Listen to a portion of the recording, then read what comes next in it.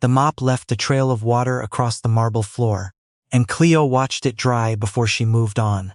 That was the job. You moved when the floor let you.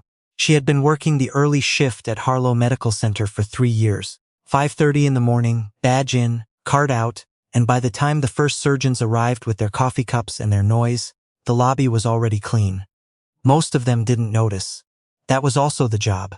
Cleo was 28. She had a degree in business administration from the University of Waterloo that sat in a tube on the top shelf of her closet. She didn't think about it much. There were things that mattered more right now, and the degree wasn't one of them. What mattered was that the floors were dry before 6. What mattered was that the supply room stayed stocked. What mattered most days was not being seen. She was good at that last part. The trouble started on a Tuesday in October.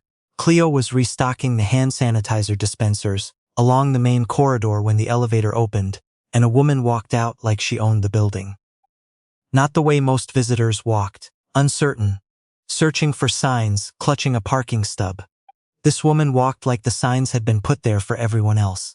She was tall, dressed in a camel coat that probably cost more than Cleo's monthly rent. Her heels were the kind that clicked with intention. She had the kind of hair that looked effortless and wasn't. A man walked behind her, slightly shorter, wearing a suit that fit the way suits fit men who have other people choose their suits. He was looking at his phone. She was looking at the lobby like she was deciding whether to redecorate. Cleo kept working. The woman stopped in the middle of the corridor, not to look at a sign, not because she was lost. She stopped because Cleo's cart was in the way. "Could you move that?" the woman said. It wasn't a question. Cleo moved it, and the wet floor sign, "It's hideous." "The floor is still a little wet," Cleo said. "Just another minute or two." The woman looked at her for the first time. It was a specific kind of look. The kind that measured and found the measurement unimpressive. "I wasn't asking," she said, and walked around the sign, her heels clicking on the damp marble. The man followed, still looking at his phone. Neither of them looked back. Cleo repositioned the sign, finished the corridor, and pushed her cart to the next station. She found out later that the woman's name was Bethany. She was the fiancée of Dr. Gareth Holloway, head of cardiothoracic surgery, the man with the phone. Harlow Medical was throwing a fundraising gala in 3 weeks, and Bethany had taken it upon herself to oversee the venue arrangements. As though the hospital events team did not exist. This information came from Yolanda, who worked the reception desk and knew everything that happened between the lobby and the 4th floor. "She came in twice yesterday," Yolanda said, the following Thursday, while Cleo was replacing a light panel near the desk. Complained about the flower arrangement near the east entrance. Said it looked like something from a grocery store. "Did she say what she'd prefer?" she said, and I'm quoting directly, "something that communicates excellence." Yolanda made a face. "I'm a receptionist, not a botanist." Cleo smiled and finished with the panel. "She'll be gone after the gala. She's already told Gareth she's thinking of getting more involved in the hospital's public image." Yolanda lowered her voice. "She has opinions about the uniforms." Cleo looked down at her gray uniform. "Standard issue. Nothing wrong with it." "What kind of opinions?" Yolanda shook her head slowly. "The expensive kind." The third time Cleo crossed paths with Bethany, it was in the service corridor near the laundry room. Bethany was walking with someone from the events team, pointing at the ceiling tiles, and she turned the corner too fast and nearly walked into Cleo's cart. She stepped back, looked at the cart, looked at Cleo, and said, "Don't you have somewhere specific to be?" "Yes," Cleo said. "Here." Bethany's eyes moved over her slowly. "I've seen you in the lobby. You're always in the lobby." "I work the main corridor in the morning. Can they put someone else on that?" "Someone a little more." She seemed to be searching for a word that was both accurate and deniable. "Presentable." The woman from the events team, whose name was Rachel, went very still. Cleo kept her expression neutral. "I'll let my supervisor know you had a concern." Bethany nodded as though this was the expected response and turned back to the ceiling tiles. Rachel caught Cleo's eye as they passed and mouthed the word sorry. Cleo gave a small shrug. It was fine. It was nothing she hadn't navigated before. But it was the beginning of something. Over the next 2 weeks, as the gala preparations accelerated, Bethany became a regular presence in the building. She arrived each morning at 9, and sometimes stayed through lunch, trailing the events team and offering input no one had requested. She began to learn people's names. The catering coordinator, the AV technician, the woman who did the linens. She never learned Cleo's. She called her the cleaning woman, or your maintenance person, or once, in a conversation Cleo overheard from a supply closet, whoever that girl is with the cart. Cleo had a name badge. It said Cleo in capital letters. Bethany had looked directly at it 3 times. On the Monday before the gala, there was an incident. Cleo had just finished mopping the corridor outside the boardroom when the door opened and Bethany walked out with Gareth and 2 men from hospital administration. Gareth was mid-sentence, something about sponsorship tiers, and he stepped directly onto the wet section of the floor. He didn't fall. He caught himself on the doorframe. His coffee did not survive. It went down his sleeve, across the floor, onto the edge of the doorframe. He swore quietly. Bethany looked at the floor. Then she looked at Cleo. "Why is this floor wet?" she said. Her voice had changed. It was colder now, stripped of the social politeness she used with people she considered worth the performance. "I was mopping," Cleo said. "The wet floor sign was, I don't want to hear it." Bethany turned to the men from administration. "Is there no system for this? Wet floors in high-traffic areas during business hours?" One of the administrators, a man named Byron, started to explain the morning cleaning schedule. Bethany talked over him. "I want this corridor cleaned again, properly, and I want it dry." She looked back at Cleo. "Can you manage that?" Cleo looked at her for a moment. Then she looked at Gareth, who was dabbing at his sleeve with a pocket square and had not said a single word. "Of course," Cleo said. She cleaned the corridor again. She made it dry. She moved her schedule around to accommodate the revision and didn't mention it to anyone. But Rachel found her later in the break room and sat down across from her without being invited. "I want you to know," Rachel said, "that Byron is going to speak to someone about how she spoke to you." "It's all right," Cleo said. "It isn't, actually." Cleo looked at her. Rachel had been with the events team for 6 years. She was methodical and a little anxious, and she cared very much about doing things correctly. She was one of those people who became quietly furious on behalf of others in a way she never would for herself. "I know," Cleo said, "but it's all right." Rachel looked at her for a moment. Then she said, "You're very calm. I find it useful." Rachel left. Cleo finished her coffee and went back to work. The gala was on a Friday evening. Cleo wasn't scheduled to work that night. She had never been scheduled to work the gala. But she was in the building at 7, walking through the service entrance with a tote bag and a visitor badge, because that was how it had always been done. Quietly, outside of regular hours, without announcement. The lobby had been transformed. There were flowers at the entrance, not the grocery store kind.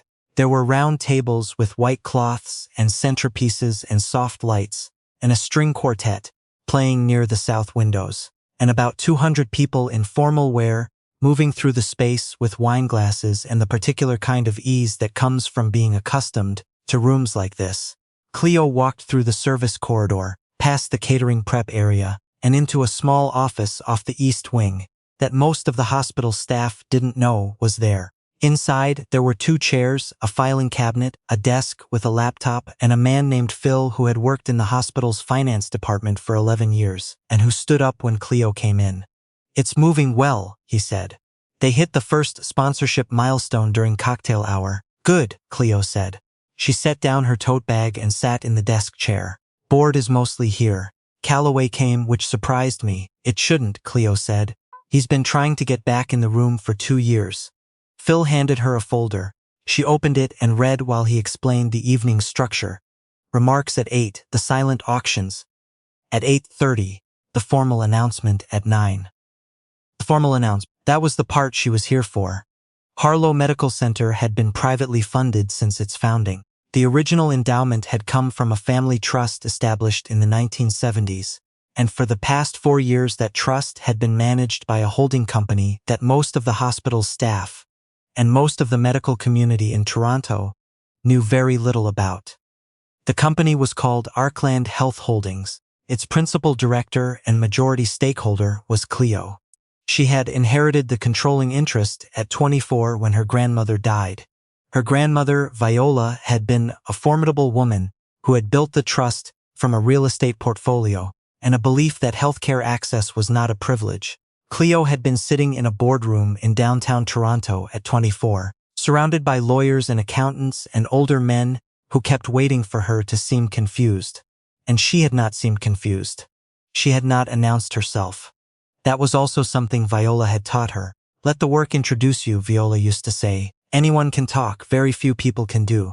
Cleo had spent 4 years doing, restructuring the holding company, redirecting capital to the hospital's under-resourced departments, working with Phil and a small team of advisors to stabilize the endowment through a downturn that had been very difficult for other private health institutions. She had done most of this from that small office off the East Wing, and from her apartment in the annex, and from coffee shops and borrowed boardrooms, and nobody at Harlow, not the surgeons, not the administrators, not the reception staff, had any reason to connect the woman with the mop to the director of the company that kept their building running. Tonight, that was going to change. The board had requested a formal disclosure of the holding company's leadership structure at the gala, as part of a new governance transparency initiative. Cleo had agreed. She had chosen the evening deliberately. She had not chosen it, as some people might assume, for drama. She had chosen it because the full board would be present, and the major donors would be present, and if she was going to step into a more visible role in the hospital's future, which the next phase of capital planning required, it made sense to do it once, clearly, in a room that mattered. That was the practical reason. She would admit to no one in particular, also human. At 8:53, Byron stepped to the microphone and began the introduction. He spoke for 4 minutes about Arkland Health Holdings, about the 4 years of support, about the endowment restructuring, and what it had meant for the hospital's capital position. He spoke carefully and accurately, because Cleo had reviewed his remarks with him last week. Then he said her name. She walked from the east corridor into the main room. She was wearing a navy dress she'd bought 3 years ago for a conference she'd almost canceled. Her hair was down. She had the folder from Phil in her hand. The room was doing the thing rooms do when something shifts, a kind of recalibration, a fraction of a second, where 200 people are all asking themselves the same question simultaneously. She saw Rachel first. Rachel was standing near the catering table, and her expression moved through 3 distinct emotions in about 2 seconds. Confusion, recognition, and something that might have been delight.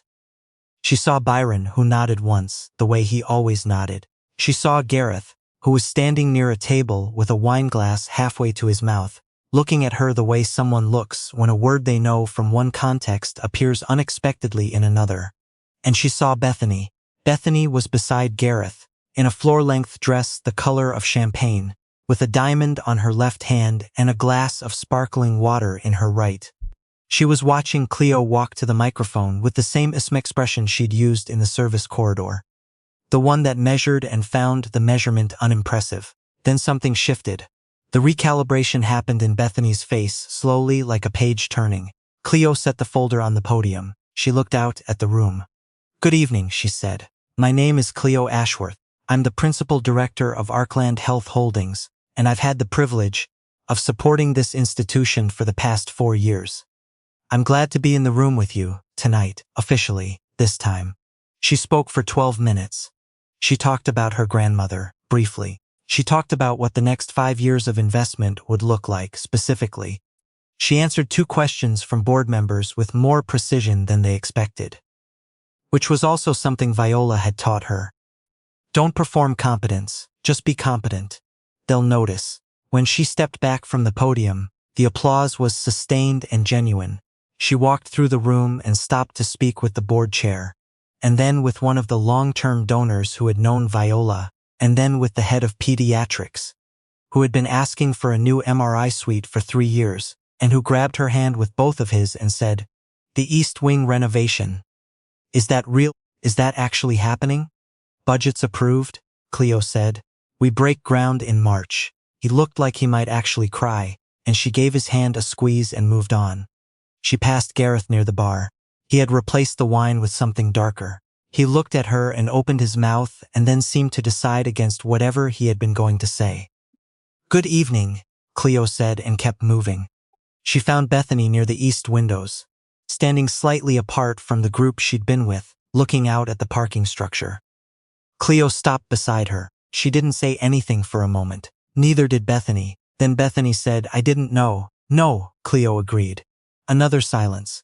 Outside, a car moved through the parking lot, its headlights sweeping across the window. "I said some things," Bethany said. "You did?" Bethany turned to look at her. In the soft light of the gala, she looked less certain than she had in the corridors. She looked like a person doing arithmetic and not liking the answer.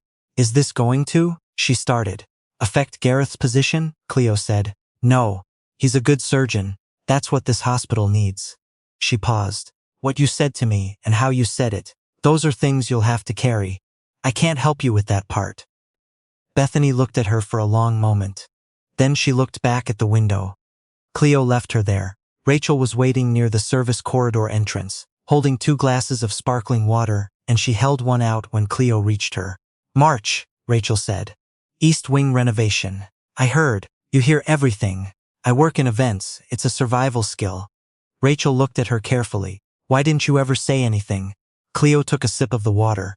"Would it have changed how you did your job?" "No," Rachel said immediately. "That's why." Rachel thought about that. "Yolanda is going to lose her mind. Yolanda already texted me," Cleo said. 7 times. Rachel laughed, and it was real, the kind of laugh that comes out when relief and absurdity arrive at the same time. Cleo smiled and leaned against the corridor wall, and for a moment the noise of the room moved around them without touching them. And it felt, honestly, like a regular Tuesday, like a morning when the floor dries and you move on, and no one sees you, and you do the work anyway, because the work is what matters. That was what Viola would have said. That was what Cleo believed. The floors were clean. The building was still standing. That was enough.